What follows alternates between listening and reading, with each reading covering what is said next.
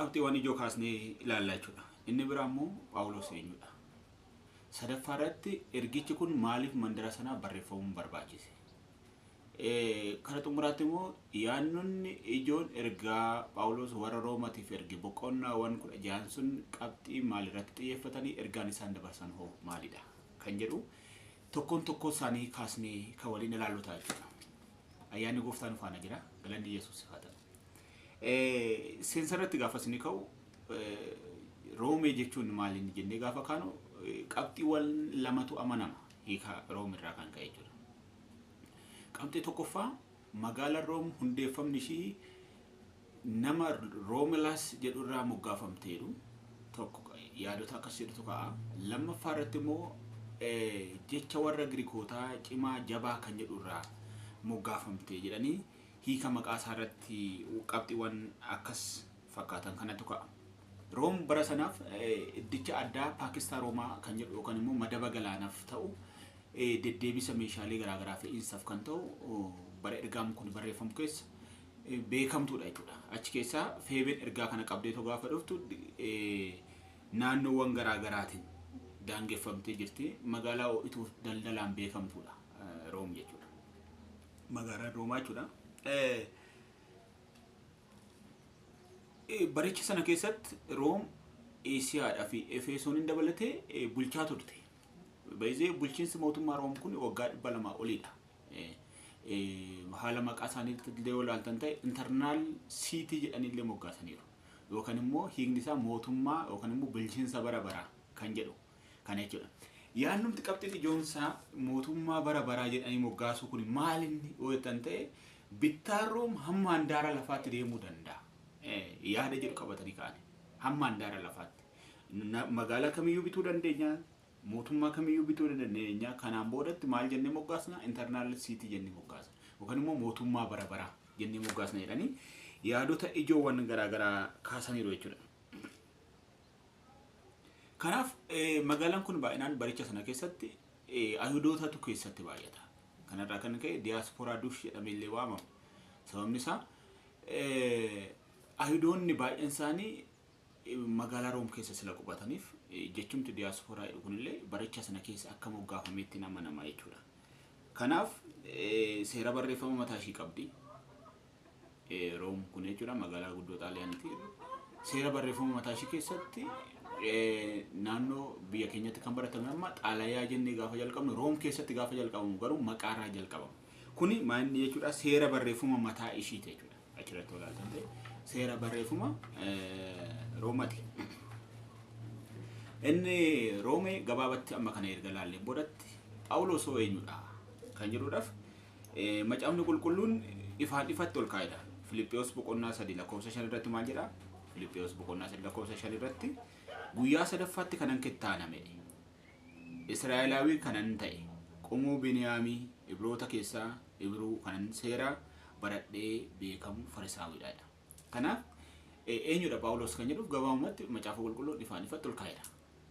Ifaan ifatti ol kaa'edha. Kanaaf namni Phaawulos jedhamu kun magaalaa Xarsees Kilqiyaa magaalaa maqaa gaarii qabdudha. Naannoo sanatti akka dhalate hojii ergamoota 21 gaafa qoon lakkoofsa 31 farratti ifaan ifatti arganna. Phaawulos nama Gamaariyaa jalatti barateedha. Baay'ee Gamaariyaa jalatti barachuun wanta paaworii annuudha olaantummaa guddaa qaba. Gamaariyaa jechuun barsiisa seeraatiin beekamaadha nama Farisaawiidha. Seericha gaafa baratan garuu immoo akka biyya keenya yookaan immoo nuti amma insobiin hinatiin inejin insagaaganii akkasin godhin isa jedhamu seerota sana abboommota sana akkasitti dubbachuu miti. Phaawulos Gamaariyaa jalatti kan barate. Gamaariyaa jalatti gaafa baratu tokkoffaa seera hin baratu, lammaffaa seera barata sammuudhaan qabatu jechuudha. Asirratti hin baratu sammuudhaan qabatu. Hojiirra oolchuu kan jedhuuf namni seera hojiirra oolchuu humtuyyuu hin jiru wanta ta'eef ani kaasne isa. Seera kan eega kan hojiirra oolchu hin jiru. Seericha kan raawwate Yesuus duwwaa sila ta'edha. Kanaaf Gamaariyaa jalatti barate namni kun. Gamaariyaa jalatti barate. Gooftaa akkamitti akka argate hundumaa keessaniif ifaadha. Hojii gamoota boqonnaa 9 gaafa dubbistan Saa'ol maaliif na ari'atta jedhee gaafa sagalicha dhagahu ati eenyudha kan jedhu ati kan ari'attu Yesuus jedhee dubbiin sagalee Waaqayyoo gara isaatti gaafa dhufu lapheensaa rukutamee innis jaamee kara mana isaatti gaafa deebi'u Anaaniyaa nama jedhamu dhugaan itti ba'ame kara Gooftatti dhufe jechuudha Phaawulos. Background isaa gabaabatti akkas fakkaata. Ergaan kun eenyudhaani gara Roomaa kana kan qaqqabe kan jedhutti gaafa seennu dubartii baay'ee jaalatamtuuf kabajamtu gargaartu hojii mana Waaqayyoo keessatti ulfina qabeetti hojjettu cimtu daldalaan kan beekamtu yeroo hundumaa hojii Gooftaatiif amanamtu kan taate dubartii Feeben jedhamtuudhaanidha ergaan kun kan qaqqabe karaa mandara Roomaa. Feebeniin qaqqabe. Feeben maal akka taate gabaabsee kabaja fi jaalala isheedhaaf qabu Roomee 16 irratti Phaawulos dubbateera. Feebeniidhaan qaqqabe jechuudha. Xalayaan kun xalayaa hunduma darbaa ergaawwan Phaawulos keessaa hunda darbaa dheeraadha. Ergaan Phaawulos warra Roomaatti barreesse kun dheeraadha. Ergaa kana kan isa gargaare akka barreeffamu Xerxeriyaas nama jedhamutu barreeffamaan isa gargaare. Phaawulosidhaan kan gargaare Xerxeriyaas jedhama jechuudha. Kaayyoonumti ergaa Phaawulos warra Roomaatiif erge ajandaansaa inni guddaan maalidha yoo jettan ta'e qajeelummaa Waaqayyoo mul'isuudha.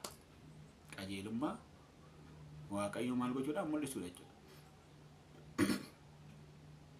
Qajeelummaa Waaqayyoo kennuu miti qajeelummaa Waaqayyoo raabsuu miti. Qajeelummaa Waaqayyoo isa isaaf kenname san isa isaan mul'ifame san maal gochuudha saba Waaqayyoo sanatti maal gochuudha mul'isuudha. Saba Waaqayyootti maal gochuudha mul'isuudha jechuudha. Bara 55 yookaan immoo 57 jedhamee yaamanama bara ergaan kun itti barreeffame. Ergichi kun Feebeniin gaafa achi ga'u namoonni amantoonni Room keessa jiran kun immoo warra guyyaa 50ffaa Gooftaa fudhatan jedhamee yaamanama. Roomaa keessatti namoonni argaman kun warra guyyaa 50ffaa Gooftaa amanan yookaan immoo Gooftaa fudhatanidha jechuudha jarri kun. Kanaaf isaan kun qajeelummaa Waaqayyoon kun akkamitti akka isaanii mul'ifame tokkoon fuulduratti ijoo dubbii goone kaasuu dandeenya jechuudha. Phaawulos ergaa kana barreesse bara 67 dhaloota Kiristoosiin boodatti immoo mooticha Neeroodhaan akka ajjeefamedha kan tilmaamamu yookaan immoo kan amanamu. Ergaan warra Roomaa background isaa kana fakkaata. Background isaa kana fakkaata. Erga amma kana ilaalle erga amma kana hubanneen booda immoo kara ergaa isaatti seenna jechuudha. Kara ergaa isaatti seenna. Galanni Waaqayyoodhaaf. Ergaan Phaawulos kun ergaa ciccimaa of keessaa qaba. Ergaa ciccimaa of keessaa qaba. Roomee boqonnaa tokko wangeelli kun sanyii Daawit irraa kan argame waa'ee ilma isaatiidha kaasa. Kanaaf tokko wangeelli walitti qabama waraqaa miti jechuudha. Walitti qabama luukii miti jechuudha. Walitti qabama waa tokkooti miti jechuudha. Wangeelli mataan isaa Yesuusidha. Gaafa kaasa. Jechi wangeela jedhu hiikni isaa misraachoo jechuudha. Misraachoo jechuudha hiiknumti isaa yoo gaafa kaanu. Phaawulos garuu wangeelli kun waa'ee ilma isaa waa'ee Yesuusitti ergee 16tti gadi siqee maal jedhaa wangeela isa kanatti hin qaana'uudha. Baay'ee Phaawulos wanta itti qaana'u baay'ee qabaachuu danda'a. Wantoonni nama saalfachiisan, wantoonni nama qaanessan, wantoonni baay'ee jiraachuu danda'u. Isa kana bira darbee Phaawulos wanti inni dubbatu garuu ani wangeelatti hin qaana'uudha. Dubbii mataa isaatti qaana'uu danda'a, jechoota yaada isaatti qaana'uu danda'a. Wantoonni nama qaaneffachiisan, wantoonni nama saalfachiisan hedduu jiraachuu danda'u. Kanaaf Phaawulos maal jedhaa? Ani dubbii kanatti maal hin ta'u hin qaana'uudha. Ani dubbii kanatti hin qaana'u. Ani dubbii kanatti hin qaana'u. Sababni isaa maalidhaaf? Wangeelli wanta itti qaana'u tokko qaba. Jiraatadha. Aboo qaba. Humna qaba. Hiikuu danda'a. Ga'een hundumaayyuu kan keessa jiru fayyinnis jireenyis hundumtuu wangeela keessa sina jiru. Wangeelli kun immoo mataan isaa Yesuus sila ta'eef ittiin qaana'uudha. Room gaafa ilaallu ergaa Phaawulos warra Roomaatiif barreesse kana gaafa ilaallu qabxiiwwan baay'ee achi keessatti arguu dandeenya. Qabxiiwwan baay'ee achi keessatti arguu dandeenya. Tokkoffaa ergaa Phaawulos warra Roomaatiif gaafa barreessu Ormoonni jiru, Ayihudoonni jiru, Phaawulos gidduu sana dhaabbatee immoo jira. Gidduu sana dhaabbatee jira. Jara sana gidduu jechuudha. jira sana gidduu gaafa sinin jedhu araarsummaadhaan akka walitti finne maaliif namaaf waaqayyo gidduu kan dhaabbatu tokkichaadha innis Yesuus Kiristoosidha. Kanaaf araarsummaa lamaan qabnu an dhaabbatus sadii afurin qabu waachuu hin dandeenye tokkicha qabna inni immoo Yesuusidha. Phaawulos garuu yaada ijoon inni kaasu warra Roomatiif qabxiiwwan gurguddoon inni kaasu maalidha yoo ta'e warri Ayihudootaa caalmaa Ormoota irratti qaban yeroo baay'ee agarsiisa. Baay'ee nama dinqa. Caalmaa Ormoota irratti qaban yeroo baay'ee agarsiisu. Nuti warra dhiyooti. Warra kakuu qabuudha. Abbaan keenya Abrahaam seera Musee. Inni kun dhaadannoo warra Roomaanota yookaan immoo warra Ayihudoota Roomaan keessa jiraataniitiif akka ajandaa guddaatti yeroo hunda kan ka'u. Inni kun akka ajandaa guddaatti akka qabxii ishuutti ka'a. Akka qabxii ishuutti. Sababni isaa wanni ittiin dhaadatan isaaniiti. Inni kun dhaadannoo isaaniiti. Dhaadannoo isaaniiti. Kanaaf gaggabaabsineeti kan ilaallu bal'ina isaatiin immoo tokkoon kutaasaa qoqqoodamsiisa fuulduratti ilaaluu dandeenya. Har'a garuu qabxiiwwan ijoo kaasnee amma 8 deemuu dandeenya. Qabxii mata duree maal ergichi isaa maalidha konteekistii isaa maalidha kan jedhu ilaaluudhaaf jechuudha. Kanaaf ani wangeela kanatti hin qaane ergadheen boodatti gadi siqxanii gaafa dubbistan garuu maal agartu immoo idduma sanatti dhiirri dhiira wajjin sagaagalee dubartoonni dubartii wajjin sagaagalee. Inni kun wanta ulfaataadha. Wanta ulfaataadha. Warra kanaaf adabbii qabu. Wanta hojjetan sirrii silan taaniif. Phaawulos garuu deebii kanaatiif immoo Roomee 2 irratti maal jedhee deebisaa ati huuba ija kee keessaa osoo hin baasin kan obboleessa kee keessaa baasuudhaaf akkamitti ariifatte. Baay'ee kan nama dinqoodha. Erga jedheen boodatti hundumaayyuu akka hojii isaanitti akka itti fayyadamu hin beektaniiredha. Maaliif warri Ayihudoota teessoo waaqayyoo irra dhaabbatanii yookaan immoo iddicha fudhatanii warri Ormoota warra fagoo kanatti maal ta'uu qaba itti faradamuu qaban. Itti faradamuu qaban. Du'atu isaanii eeggataa dhusa. Maaliif abbaa murtee of taasisaniiru iddoo sanatti ilaaluu danda'e. Abbaa murtee of taasisaniiru. Jarichas immoo akkasumadha. Hin amanne waan ta'eef jaritu warra lammaffaa dhalatanii miti. Warra lammaffaa dhalatanii miti. Isaanis murteetu isaan eegan. Inni bira Phaawulos maal jedhee jalqabee huuba ija kee keessaa osoo hin baasin kan obboleessa kee keessaa baasuudhaaf immoo akkamitti ariifataadha yaadni isaa. Kanaaf wanti si wal caaltan tokko hin jiru. Isa kana gaafa mirkaneessu Roomee 3 irratti caalmana warra Ayihudoota maaliif dhagna qabaadha immoo kan immoo amma fokusiin keenya guddaa yaadni keenya ijoon isa sanaan. Kanaaf wanti isin caaltan tokko hin jiru. Gaafa jedhan jarri garuu wanta ittiin dhaadatan tokko qabu. Wanta ittiin dhaadatan qabu. Caalmaa qabna. Seerri nuuf kenname. Kanaafuu nuti seeraan qajeeloo ta'uu dandeenya. Jedhanii amanu. Dubbi sagalee waaqayyoo gaafa dubbatu garuu seeraan namni qajeelaa ta'e tokkollee hin jiraatu. Qajeelummaan nuti hojjannee karaa waaqayyootti kan erginu osoo hin taane waaqan hojjetamee gara keenyatti kan dhufudha. Kana jechuun amma OBN osoo ilaalaa jirtanu miidiyaan gaafa darbu. Sagaleen miidiyaa irraa darbuun dhageeffattu. Qoy iddoo kanatti dhaabitii bakka kana sirreessachuu hin dandeessan miidiyaa dhageeffachaa jirta sanaan. Sababni isaa miidiyichi qaxxitaa darba malee karaatti sirreeffama kennuu hin dandeessu. Qajeelummaanis akka sanaadha. Waaqayyo irraa karaa keetitti dhufaa akkamitti dhufe jechuu hin dandeessu. Kan waaqayyo qulqulleessee eenyutu addeessuu danda'a silaa jedhee. Malee namni hojjetee karaa waaqayyootti ol ergatee naa mirkaneessicha abbaatti naa taasisa kan jedhu miti qajeelummaan. Waaqarraa hojjetamee gara keenyatti dhufaa jechuudha. Karaa keenyatti kan dhufu. Kanaaf qajeelummaan keenya waaqayyo irraa kan argannedha jechuudha. Qajeelummaa ofii keenya hojjenne yoo jiraate ta'e immoo akka huccuu abaarsaatti nutti lakkaa'ama malee annoo miti. Powerfulii miti wantichi isaa. Kanaaf amma nuti qajeelummaan nuti qabannee jiraannu kanaanidha. Ambaasaaddaraawwan Kiristoos ta'anii fuula waaqayyoo dura kan jedhu. Ambaasaadara kan jedhu kun jecha Ingiliffaatti arganna. King James gaafa dubbisnu lammaffaa Qorontos 5:20 irratti fakkaata yoo dogongoruu baadhee lakkoofsa isaa. Now then we are ambassador for Christ. Nuti ambaasaadaroota maalii Kiristoos hin taanedha. Afaan Kiristoos taanee oromofisaa. Eenyaa Kiristoos baala adaroochinan jedha maaliif. Kanaaf yaaduma ijoo fi yaada tokko qaba.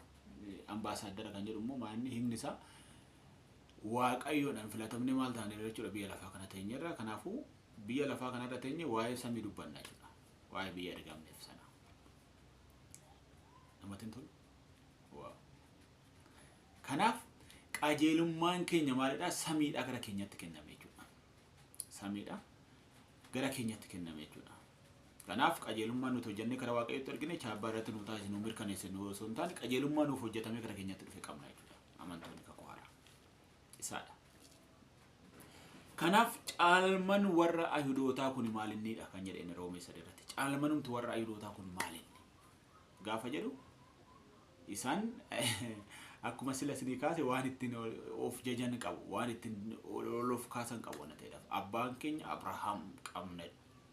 Abrahaam immoo laaltan ta'e dhagna qabatee nama sadarkaa qabudha. Seerri Museedhaan nuuf kennameera. Seerota 3 qaba. Innis seera safaraa, seera gandaaf, seera waliigalaa dabalataa abboommii jechuudha. Seera gandaa waliigalaaf abboommiin kun seeronni baay'inni isaanii 613 oliidha. Abboommiin kun nan jiru. Kanaaf Museerraa kan nu kenname inni kun nuuf gaadha. Baay'ee waasinni kun jarri kuni akkuma Maatewos 23 irratti dubbatu seerota hundumaa siif tarreessu malee seera hundumaa harkuba isaaniitti warreetti bu'anii miti. Dhagaa baatanii laphee isaanirraa kaasanii itti gashaa keetirra hin godhu karaalee yaatti gasi darbu malee ofii isaaniitti garuu seericha kana eegneerra kan jedhan hin qaban. Maaliifin Phaawulos iyyuu jedheera. Seerichi isaan garaan ga'u. Phaawulos gaafa dubbatu 40 nagara fuudhaaf 5 nagara fan jedhe. 40 nagara fuudhaaf 5 nagara fan jechuun akka seera warra Ayihudootti ala 40 yoo garafamu isaan maal godhu lakkoobsi nu harkaa badeedhanii duubatti deemu jechuudha. Kana jechuun hin garafu 39 ga'e lakkoobsa dogongorree irraa 40 ol garafu sila dandeenyeef tokko jedhanii duubatti deemanii jalqabu. Kanaaf akkasitti meeqa taasisan jechuudha 5 40 gara fuudhaaf 5 raawwatanii jiru. Seericha immoo isaan maccabsasi. Fakkeenyaaf namni garafame namni reebame tokko hin fannifamu. Namni fannifame tokko immoo reebamu. Seera isaanii keessa jira. Kana lachuu garuu Yesuus irratti raawwatanii jiru. Warri kabtu warri seeraaf inaafna jedhan. Kanaaf Phaawulos Roomee 4 irratti maal jedhe Abrahaam hin amane amantii isaatis qajeelummaa ta'e akka lakkaa'ameef hin beektanidha. Garmana. Abrahaam maal ta'e hin amane amantii isaatis maal ta'eef qajeelummaa ta'e lakkaa'ameef. Kana jechuun anamma waa tokko isinitti agarsiisuu hin danda'amu fakkeenyaaf. Amma maayikii kana hin qabate bilbila ta'ee lakkaa'ameef gaafa jedhu maayikichi garuu bilbila ta'uu hin danda'u jechuudha. Lakkaa'ameef garuu akka bilbilaatti qabameef. Akka bilbilaatti qabameef. Kana wanni isin jedhu Abrahaam wantoonni inni balleessu wantoonni inni dogongore hedduu isaatu jira jechuudha. Hedduutu jira. Fakkeenyaaf gabaamatti hundi keessanuu kan beektan haati manaa kun kan kootii miti obboleettii koo ta'eera. Qaama isaa isii taatee ofirraa kuteera. Sagaagalummaadhaaf dabarsee kenneera. Kun nama dogongoraadha akka seeratti gaafa deemtan. Waaqayyoon garuu isa sana osoo nu ilaalin qajeelummaa isaatiin ayyaana isaatiin isa gargaara jechuudha. Kanaaf maal ta'e Abrahaam hin amane amantii isaa maal ta'e lakkaa'ameef qajeelummaa ta'e lakkaa'ameef jechuudha. Qajeelummaa ta'e lakkaa'ameef. Har'as kun nuuf lakkaa'ameeti malee duuba deebamee istiriin keenya ilaalame taanaan ulfaataadha. Ulfaataadha. Seenaa mucaa tokko isinitti himuun barbaada. Obboleewwan lamaantu jira. Tokko obboleessa garraameef obboleessa jaalalaan guutamaadha. Yeroo hunda bakka yeroo hunda garraamummaadhaan beekamu. Obboleessa quxisuun tokko immoo obboleessa hattuudha. Waan sin dinqu obboleessi isaa kun yeroo hunda hin hata. Guyyaa tokko garuu hatee qabame. Hatee qabame. Gaafa qabamu duuba ari'uu jalqaban. Fiigee kaachaa kara manaatti gaafa seen obboleessaa taa'ee jira. Obboleessa koo duuba na ari'aa jiru. Natti dhukaasaa jiru. Jalaan liqee dheessitan dhufe mana seenee amma garuu isatti ba'uu hin danda'u. Gaafa jedhuunitti obboleessa akkas jedheen obboleessa hangafte. Huccuu kee baas jedheen. huccuu kee munnatu keewwate kan koo immoo hodhu keewwadhu dheen wal jijjiiraa huccuu godhan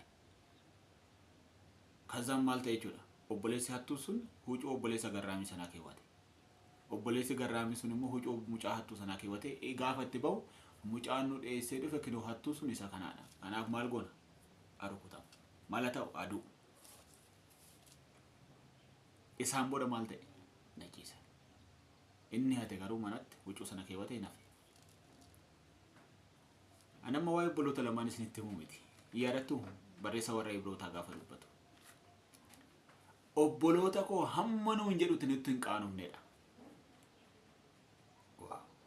eenyu Yesuus obboloota koo hamma nuun jedhutti maal hin taane nutti hin qaanofnedha nutti hin qaanofne kanaaf maal ta'e jechuudha wal jijjiirratu ta'e nu gidduutti eenyu wajjin Yesuus faana cobbuuf abaarsa keef hunduma isaayyuu maal godhe fuudhee ofirratti fe'e fannoo irratti bahe fannoo irratti fuudhee maal godhe hin fannise innaa sanaati maal taate jechuudha qajeelaa qulqulluu taate inni bakka kee moo cubbuu ta'e kanaaf qajeelummaa karaa sanaan arganne isa kana mul'isni namootatti himna Phaawulosis ajandaa isaa inni guddaan warra Roomatti xalayaa kan barreessame qajeelummaa Waaqayyoo itti mul'isuudha itti mul'isuudha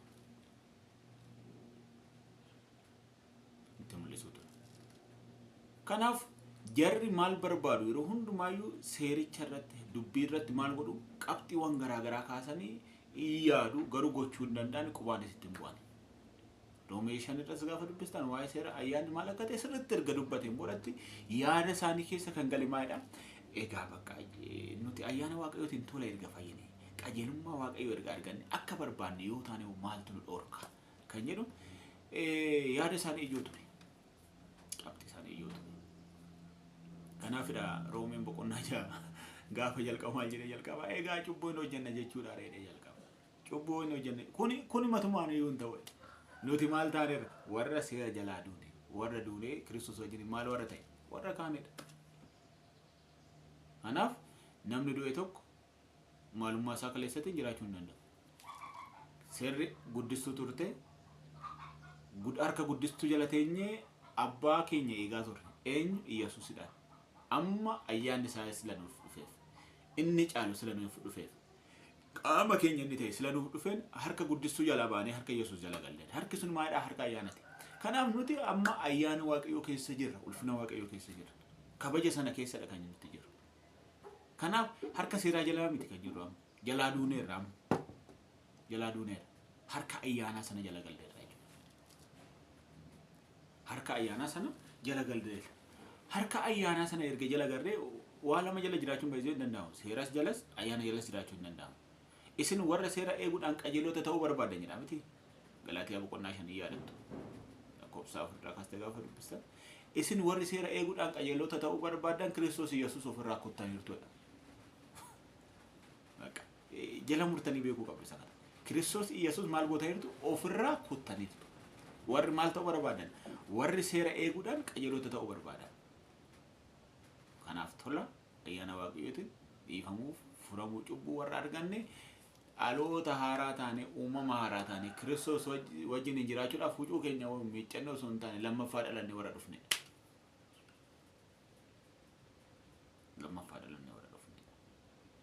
kanaaf harka ayyaanaa sana jala jechuudha kanaaf cubbuun hojjennaadha erga gaafa jedhu kun matumaanuu ta'uu hin danda'u maaliif ayyaanni laayisansii cubbuun kennu akka barbaade ta'e miti ayyaanni maaliifin burtukaana dhaabdee burtukaanarraa maangoo nyaattu burtukaanarraa firiin ati nyaattu burtukaanuma kanaaf muka wayiniin keenya Yesuus Kiristoosidha Yesuus Kiristoos irratti biqilta taana firiin ati biqilchitu jaalala garraamummaa arjummaadha qulqullummaan baay'ee maalummaa keenya dhaqu maalummaa keenya cubbuu miti maalummaan kan keenya qulqullummaadha namni lammaffaa dhale maalummaa isaa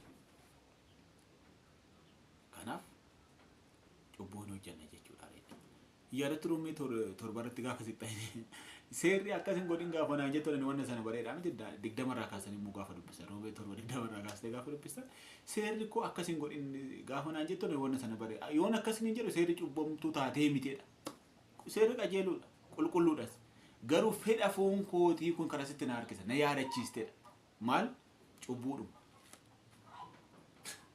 seerri yaadachiistu cubbuu jechuudha seera cubbuu miti gin maal taate jechuudha yaadachiistu cubbuuti kana jechuun maal jechuudha amma waa tokko sin gaafadha sakondii 5 wanta sin naa deebistanidha amma warri barsiisa kana dhageeffachaa jirtan Amerikaa sakondii 5 fi yaadatina